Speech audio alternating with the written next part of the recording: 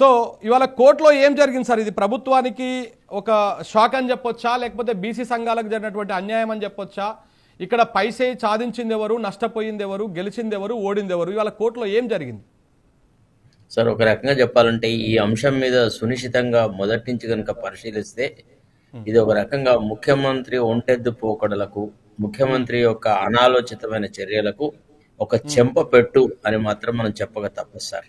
అంటే బహుళంగా ఉపయోగకరమైనటువంటి BC reservation విషయంలో ఎంత సంయమనం పాటించాలా, ఎంత ప్రతిపక్షాలతో ఒక ఏకాభిప్రాయానికి రావాలా, అందరితో మీటింగ్లు పెట్టి అందరినీ ఇన్వాల్వ్ చేసి సమిష్టిగా చేయాల్సిన పని తానొక్కడే చేసి తానకే ప్రాధాన్యత రావాలా అనేటువంటి ఒక దురాలోచన చేసి చాలా పూర్తిగా ఏకపక్షంగా తీసుకున్న చర్యల ఫలితం ఏంటంటే ఈనాడు బీసీలకు ఒక రకంగా అన్యాయం జరిగింది.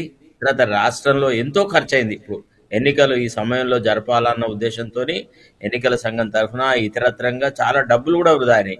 ఇవాళ ఆర్థికంగా కొంత సమస్యలో ఉన్న రాష్ట్రానికి ఈ ఎక్స్పెండిచర్ అన్నెసరీ, ఇదంతా చేయాల్సిన అవసరం లేదు.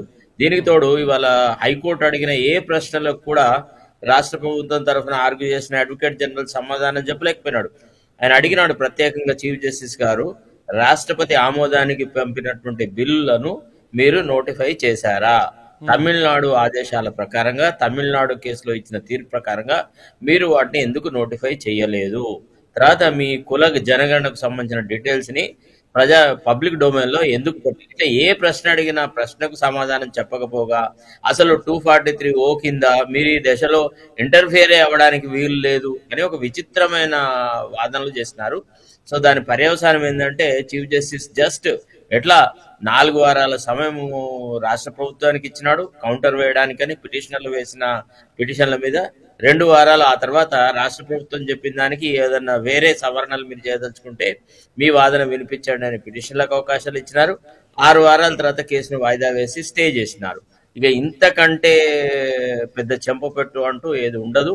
ఒక రకంగా ప్రభుత్వం ఇప్పుడైనా బుద్ధి తెచ్చుకొని బీసీలకు సంబంధించిన వ్యవహారాల్లో కొంత సంయమనంగా, కొంత హుందాగా అందరినీ ఇన్వాల్వ్ చేసి బీసీ సంఘాల వాడుతోనే అనుకోండి, లేదా బీసీ మేధావులతో అనుకోండి, ఇతరులతో అనుకోండి, అందరితోని సంయమనంతో కనుక వ్యవహారాలు చేస్తే తప్ప ఈ సమస్యకు పరిష్కార మార్గం రాదు. ఇప్పుడేదో సుప్రీంకోర్టుకు పోతా అనే ఆలోచన చేస్తున్నట్టుగా కొన్ని వార్తలు వస్తున్నాయి.